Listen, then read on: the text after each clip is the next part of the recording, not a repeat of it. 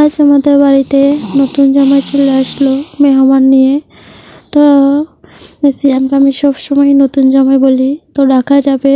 এর আগে একটু আরাকে দেখে গেল আর কি, এই জন্য আসছিল। আসসালামু আলাইকুম। আপনি? আমিও আল্লাহর রহমতে ভালো আছি। আমার ভিডিওটি কাছে কিংবা দূরে, দেশ কিংবা দেশের বাহিরে যারা দেখছেন তাদেরকে অসংখ্য ধন্যবাদ। তো এই যে আমার শিফা মা কাছি নিয়ে হলুদ বাগানে চলে গেল হলুদ উঠাবো তার জন্য। তে হলুদ গাছগুলা মারা গেছে, তো সিফাতে গাছগুলা লাগিয়েছে। তো এখন সিফাতকে বলে একটা হলুদ উঠাবো গাছ থেকে, মুখে লাগাবো তার জন্য। তো কাঁচা হলুদ নাকি অনেক ভালো, তার জন্য লাগাবো মুখে। জানি না মুখে কি হয়েছে, চুনো বা অলিভ অয়েল দিলেই মুখ জ্বলে। তো দেখি কাঁচা হলুদ দিয়ে মুখটা একটু পরিবর্তন হয় কি না। তো এই যে উঠাই নিলাম, তো বেশি উঠাইলাম না, তো সিফাতকে বলেই একটা উঠাই নিলাম আর কি। তো এইগুলোই হয়ে যাবে। তো আমাদের বাড়িতে সুজিত ভাই আসছে, তো এখন ঢাকায় চলে যাবে। বলতেছিল যে কয়টা পুঁইশাকের গোটা কেচি দিয়ে কেটে দেওয়ার জন্য।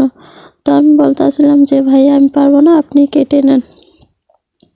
তো ভাইকে তো জান্নাত থেকে নিয়ে আসলাম চালুন লওয়ার জন্য। আমি যদি কাটি আমার ভিডিও করে দিবে কে, তার জন্য আমি আর পুঁইশাকের কাটি নেই।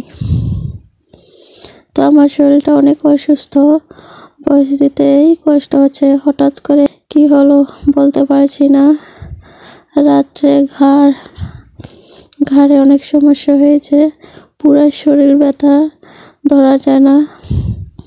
তো একটু কষ্ট করে ভিডিওটা দিচ্ছি। তো এই যে দেখেন দেশি বড়ই। তো আমাকে বলতেছিল খাবো কি না, তো আমি বলতেছিলাম যে মিষ্টি কি, বলতেছিল হ্যাঁ মিষ্টি, টক হলে তার আমি খাইতে পারবো না, টক আমার কাছে পছন্দ না। তো এই যে তানহাও বড়ি করছে নিল, তো আমার শিফা মা দেখে তো বলতেছিল শিফার করছে দিয়ে দিই তানহার মা। তো এই যে করছে দিয়ে দিল। আমার শিফা মা আমাকে একটা বড়িও দিবে না, এই যে সুন্দর করে ধরে হাঁটতেছিল। তো ওদের বাড়িতে একটু কাজের জন্য গিয়েছিলাম, তো কাজ শেষ, এখন বাড়ি চলে আসছি।